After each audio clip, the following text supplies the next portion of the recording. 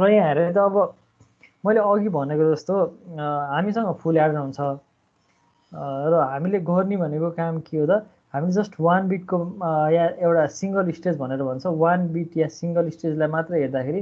हामीसँग adder circuitry हुन्छ र हामीले यो डाटा भेरिएबल भयो र यो डाटा जस्तो जुन हामीले अगाडि पढेको जस्तो कम्पोनेन्ट अफ एएलयुमा हामीले जुन कम्पोनेन्ट अफ एएलयुमा हामीले यहाँ जति पनि पढ्यो यो अपरेसनमा हामीले एडरलाई त केही चलाएको छ त एडरलाई त केही चलाएकै छैन हामीले जस्ट के गरिरहेको छ त यो ए र बी भेरिएबललाई डिफ्रेन्ट वेमा अपरेट गराइरहेको छ एउटा क्यारी 0 भएको केसमा एउटा क्यारी 1 भएको केसमा हरेकमा हेर्दै जान्छ भने क्यारी 0 भएको केसमा र यो केसलाई हेर्ने भने यसमा पनि क्यारी यो भनेको क्यारी 1 भएको केस भयो क्यारी 0 क्यारी 1 क्यारी 0 क्यारी 1 को केसमा यसरी क्यारी आइदर 0 अर 1 भएको केसमा हामीले अपरेट भेरिएबललाई चेन्ज गरेका छौँ भेरिएबल पनि कुन चाहिँ भेरिएबललाई नर्मली सेकेन्ड भेरिएबललाई यहाँ हेर्छौँ भने बी भेरिएबललाई चेन्ज गरेका छौँ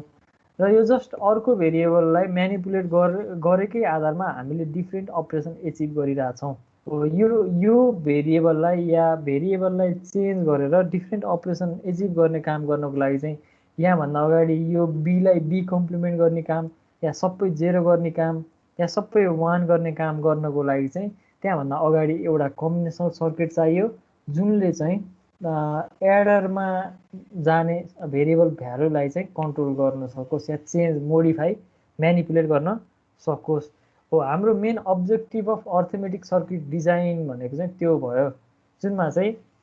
हामीसँग सर्ट एन्ड सेलेक्सन लाइन त्यो सेलेक्सन लाइनले दिएको इनपुट अनुसार इनपुटमा जे भ्यालु छ इनपुटमा भएको भ्यालुलाई चेन्ज गरेर यो एडर सर्किटमा फिड गर्न मिलोस् त्यो काम भनेकै अर्थमेटिक सर्किट डिजाइनको फन्डामेन्टल अब्जेक्टिभ भयो है अब यही अब्जेक्टिभलाई लिएर हामीले हाम्रो ओल्ड क्वेसनमा दिएको जस्तो हाम्रो इक्जाममा सोध्ने क्वेसनमा दिएको जस्तो सर्किट डिजाइन गर्छौँ र इक्जाम पोइन्ट अफ भ्यूले अब मोस्ट इम्पोर्टेन्ट पार्ट चाहिँ यो भयो